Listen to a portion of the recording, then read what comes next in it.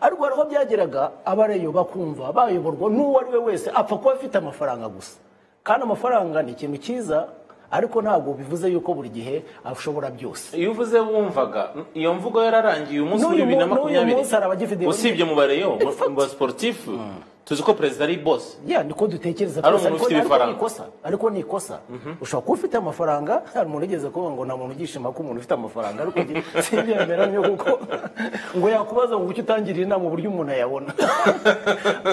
Muri Rayon Sport rero twakomeje kugenda muri iyo filozofi gusa yo kumva ngo kanaka n'uyu munsi hari bakubwira ngo umuyobozi uri uyu munsi ntabwo afite amafaranga yakwirengera Rayon Sport. Kuki muyimwikoreza ko Rayon Sport ari abantu bose? Byo kuvuga ngo tuzatora umuntu ngo tuzane miliyoni 100 tutazamwishyura, ibyo bintu koko murumva byazabageza he? Ngo tuzatora kanaka kubera yuko ari umukire ngo afite amadepo ya simbizi mu mujyi wa Kigali azajya akoramo duhereze tugende dutsinde cyangwa dutsindwe amafaranga agenda ubutase n'abadahari. Kugeza ubu ngubu ndabona barakoze nuza recruitment nziza, daire kimwe na APR bakoze recruitment nziza, ariko ubwazo ntabwo zihagije.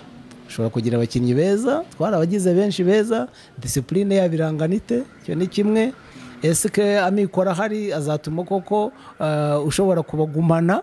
Ngira ngo ikintu cya mbere abakunzi ba Rayon Sport bakoze ikosa, gutwarwa n'amarangamutima n'ubufana, kandi uziko kenshi na kenshi iyo twawe n'ubufana kenshi no gutekereza kuba gukeya, gushishoza kuba gukeya. Hari byinshi bibera hiwanyu, ibitavugwaho rumwe, ibishimwa, ibinengwa, imyidagaduro, ubuzima muri rusange. Bijisho rya Isango Star, andika ubutumwa bugufi cyangwa uhamagare ugira uruhare mu makuru yacu. Isango Star, inyenyeri imurikira rubanda.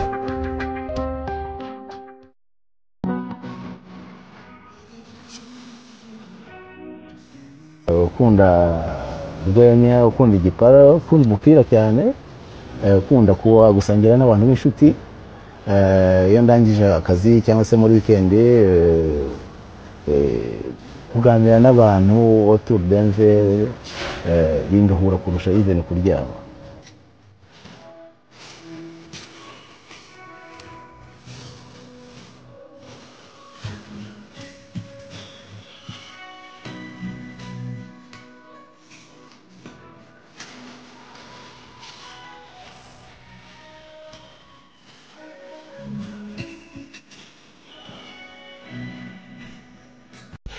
Eka nkuramburire iby'iyi nkuru. Amakuru aravuga ko uyu munyamakuru Jean Lambert Gatare wakoreye ibitangazamakuru bitandukanye mu Rwanda yitabye Imana mu ijoro rishyira kuri uyu wa gatandatu aguye mu Buhinde, mu gihugu cy'Ubuhinde niho yaguye, aho yari yaragiye kwivuriza. Bivugwa ko yari amaze igihe kinini arwaye cyane, arwaye indwara nyine itatangajwe. Kuri ubu ngubu rero akaba yamaze nyine kwitaba Imana. Urupfu rw'uyu mugabo rwamenyekanye cyane mu rukerera rwo kuri wa gatandatu tariki ya 22 Werurwe 2025. Amakuru yizewe ikinyamakuru Igihe gifite nuko ngo yari amaze iminsi yaragiye kwivuriza mu Buhinde. Kwa gatanu rero ku itariki 21 Werurwe nibwo yatangiye kuremba cyane, ndetse birangira nyine urugamba rw'ubuzima atabashije kurutsinda, birangira yitabye Imana. Ndagira ngo rero mu nyemerere tuterera amaso muri izi breaking news. Ni inkuru y'akababaro cyane rwose, ni inkuru yamenyekanye mu rukerera rwo kuri uyu wa gatandatu. Ni inkuru yemeza ko umunyamakuru Jean Lambert Gatare yitabye Imana mu rupfu rutunguranye cyane. Ndagira ngo rwose mu nyemerere mfata amasegonda make ngaruke kuri iyi nkuru. N'umunyamakuru Jean Lambert Gatare yakoreye ibitangazamakuru bitandukanye hano mu gihugu cy'u Rwanda yitabye Imana mu ijoro rishyira kuri uyu wa gatandatu aguye mu Buhinde, aho yari yaragiye kwivuriza. Urupfu rw'uyu mugabo rwamenyekanye mu rukerera rwo kuri uyu wa gatandatu tariki ya 22 Werurwe 2025. Amakuru yizewe kuri ubu ngubu akomeje kugenda agera mu bitangazamakuru binyuranye na yuko yari amaze iminsi yaragiye kwivuriza mu Buhinde. kwa gatanu tariki ya 21 Werurwe nibwo yatangiye rero kuremba cyane ndetse birangira yitabye Imana. Jean Lambert Gatare n'umwe mu banyamakuru bakunzwe cyane hano mu gihugu cy'u Rwanda by'umwihariko mu bijyanye n'imikino ndetse no kwamamaza. Yatangiye gukora kuri Radio Rwanda mu mwaka w'1995 guhera mu mwaka w'2011 yatangiye gukorera Isango Star. Mu mwaka w'2020 nibwo rero yagizwe umuyobozi w'agateganyo w'igitangazamakuru Rushyashya News cyane mu gihugu cy'u Rwanda. Ariko kandi inkuru y'akababaro kuri ubu ngubu nuko uyu Jean Lambert Gatare yitabye Imana urupfu rutunguranye aguye nyine mu Buhinde aho yari yaragiye kwivuriza. Nkuko rero uko byifashe Arisudi natangajwe n'ukuntu Arisudi agira ikintu cya creativity, ikintu cyo guhanga udushya. Ntabwo mfite isoni zo kuvuga yuko Isango Star mu byo yagezeho Arisudi yabigizemo uruhare ntagereranywa, cyane cyane muri showbiz. Abantu benshi bazi ibiganiro byacu byitwa Isango na Muzika, Sunday Night. Biriya iyo Arisudi atabigiramo uruhare ntabwo ntekereza ko byari kugira izina nk'ibyo ryagize. Arisudi rero ni umuntu bakwiriye kujya begera, bwa bushake, bwa bunyangamugayo, ya devotion, kwa kumva igitangazamakuru ukorera ushaka ko kijya hejuru, ushaka yuko guhora kuri high table. Arisudi ni uwo nguwo rero, kandi vraiment Arisudi asante sana mu izina ry'ubuyobozi bwa Isango Star, mu izina ry'abakozi ba Isango Star, ari abo mwakoranye, ari n'abagusimbuye. Twese tuzahora tuzirikana yuko Isango Star wagize uruhare ntagereranywa rwo kuba igeze aho igeze. Mwarana kwifuriza yuko mu byurimo byazakomeza guteza imbere, kandi ndabyizeye kubera ko ufite ubushobozi kandi ufite ubushake. Secret Memory. Reka nkuramburire iby'iyi nkuru. Amakuru aravuga ko uyu munyamakuru Jean Lambert Gatare wakoreye ibitangazamakuru bitandukanye mu Rwanda yitabye Imana mu ijoro rishyira kuri uyu wa gatandatu aguye mu Buhinde, mu gihugu cy'Ubuhinde niho yaguye, aho yari yaragiye kwivuriza. Bivugwa ko yari amaze igihe kinini arwaye cyane, arwaye indwara nyine itatangajwe. Kuri ubu ngubu rero akaba yamaze nyine kwitaba Imana. Urupfu rw'uyu mugabo rwamenyekanye cyane mu rukerera rwo kuri wa gatandatu tariki ya 22 Werurwe 2025. Amakuru yizewe ikinyamakuru Igihe gifite nuko ngo yari amaze iminsi yaragiye kwivuriza mu Buhinde. Ku wa gatanu rero ku itariki 21 Werurwe nibwo yatangiye kuremba cyane, ndetse birangira nyine urugamba rw'ubuzima atabashije kurutsinda, birangira yitabye Imana. Ahubwo nahoze akora umwuga w'itangazamakuru wo kogeza imikino. Yitwa Jean Lambert Gatare, niwe twagiye kuganira nawe uyu munsi kugira ngo tumusobanukirwe kurushaho. Uyu nguyu yabaye umunyamakuru mu bitangazamakuru bitandukanye. Uyu munsi ni umuyobozi muri Radio Isango Star. Yamenyekanye mu magambo nka Gikura Nkota, amenyekana mu magambo nk'aba Brazilian. Twaganire nawe kugira ngo atubwire ese ni muntu ki, byaturutse he, yabigezeho ate, ese ubundi uyu munsi ahugiye mu ki. Reka tuganire nawe tumusobanukirwe nyuma kumenya nk'umunyamakuru mu itangazamakuru ry'imikino.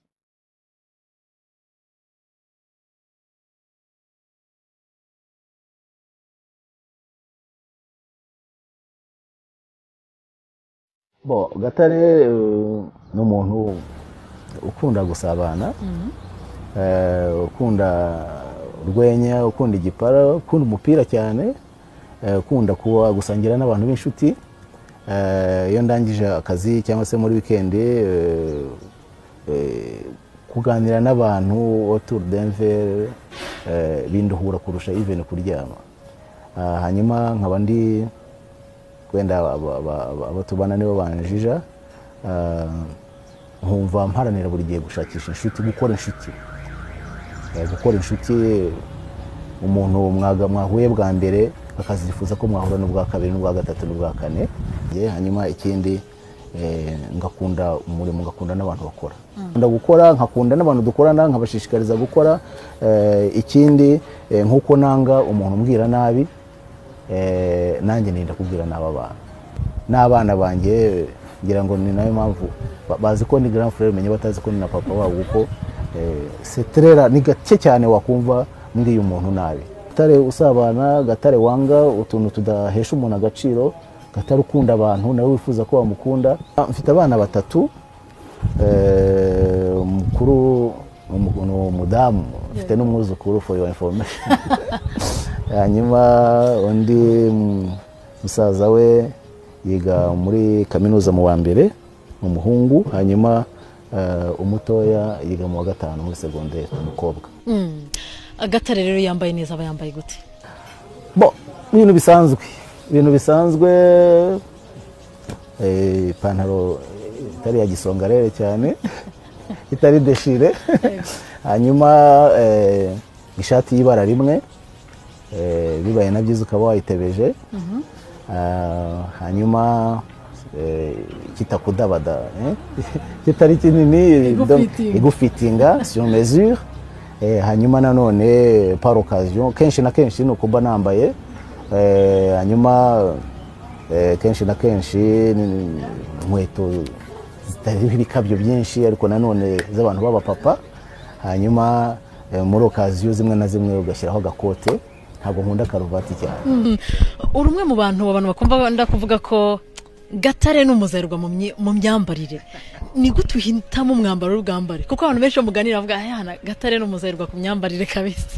Simbizi ko ndumuzerwa cyangwa iki, gusa nuko nka bimwe nakubwira nkunda ibintu bimpa agaciro. Kandi ngewe filozofi yanjye nuko uko umuntu akubonye bitanga ubutumwa. Mbiha agaciro. C'est vrai mbiha agaciro. Nkunda kugaragara neza mu bantu, simbizi ntabwo ari kumwibone ariko niko ndemye. Hanyuma rero mu Rwanda ni Rayon Sport, hanyuma hanze wabufana ihe equipe? Hanze ndi umuganas, Arsenal, ndayikunda cyane nubwo yintesha umutwe. Ariko ndayikunda malgré tout, yatsinda. Nkunda style de jeu yayo. Hanyuma Barcelona, Total Football. Imbi gushishikaza bari iyihe, hanyuma wabukunda kunywa iki?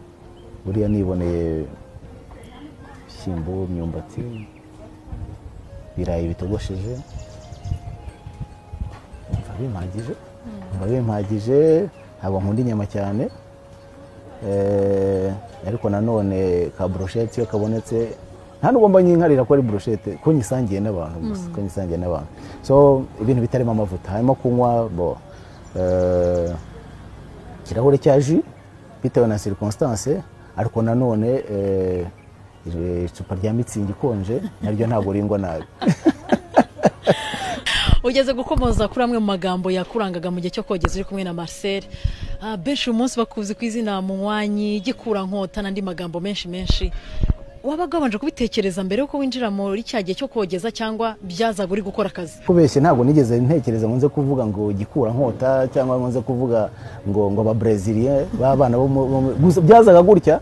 Niranda konte yuko finalement abana benshi bo bakina umupira mu Rwanda ari abigisenyi, wabigeranya n'isi ukabona abantu bakinyi benshi nabo mubona bakomoka muri Brazil, bahita biza spontanément gutya nkavuga ngo aba bantu ni abanya Brazil. Nabona ukuntu Haruna arimo gukina, namugeranya na match nahoze ndeba ya Arsenal nkabona ni Fabregas, nkamwita Fabregas gutyo. Nabona Bokota ukuntu ari igitangaza, nakwibuka ko mu Kinyarwanda umuntu ukora la différence ari Gikura nkota, bikaza nta na rimwe nigeze mva mu rugo nakaniye ngo uyu munsi ndamwita kana, byarazaga gutyo gusa.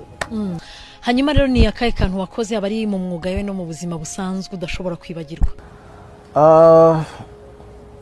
Icyo nzi nuko mu buzima busanzwe narakubagana gake. Sinzibagirwa rimwe mama yarantumye ngo byabana nyine bambuje kwikinira umupira. Mfata igikapu, nibuka ngiye bari bantumyeho kuri boutique. Mfata igikapu nanga kwanga, ndagenda nyirambika nkarenda kumuzana ikina umupira. Tegereza bakada. Mama araza afata cya gikapu aragiterura yigirayo. Noneho mwiruka inyuma bandakimushikuje kugira ngo atanaga kuri boutique. Yarakiri mutoya, turiruka turagereka.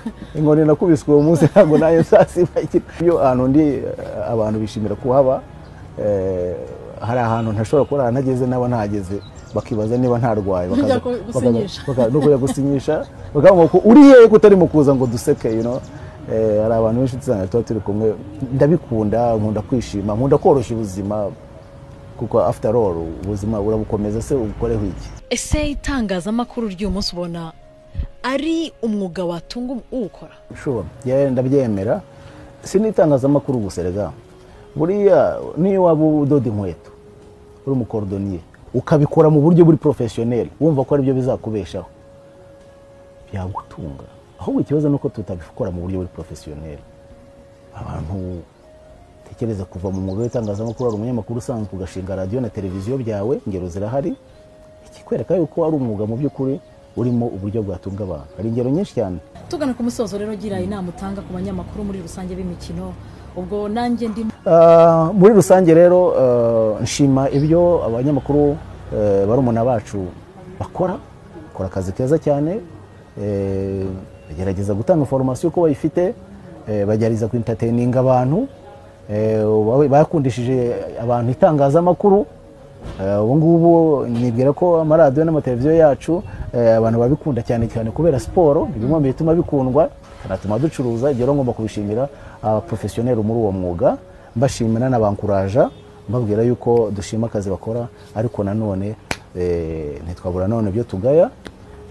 Bakeya barimo bakora amakosa agayitse, bihimbiye itangazamakuru ryabo rya siporo ritagira principe nimwe y'ubunyamwuga ryubahiriza.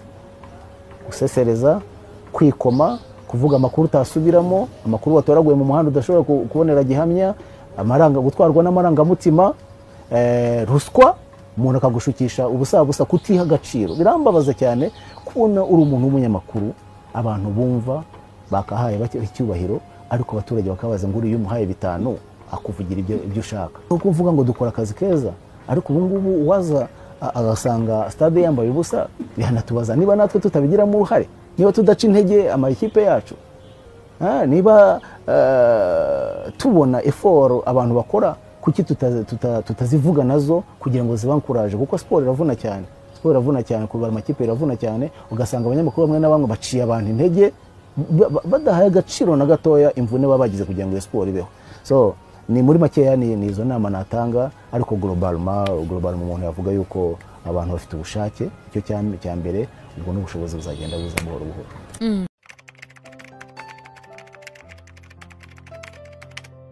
Arisudi natangajwe n'ukuntu Arisudi agira ikintu cya creativity, ikintu cyo guhanga udushya. Ntabwo mfite isoni zo kuvuga yuko Isango Star mu byo yagezeho Arisudi yabigizemo uruhare ntagereranywa, cyane cyane muri showbiz. Abantu benshi bazi ibiganiro byacu byitwa Isango na Muzika, Sunday Night. Biriya iyo Arisudi atabigiramo uruhare, ntabwo ntekereza ko byari kugira izina nk'ibyo ryagize.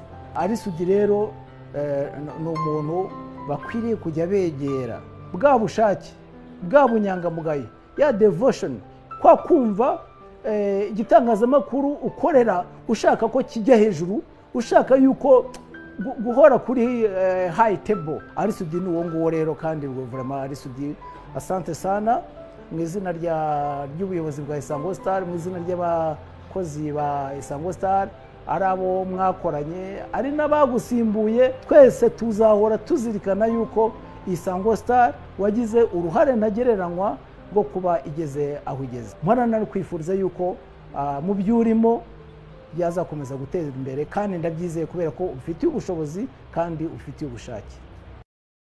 Secret Memory.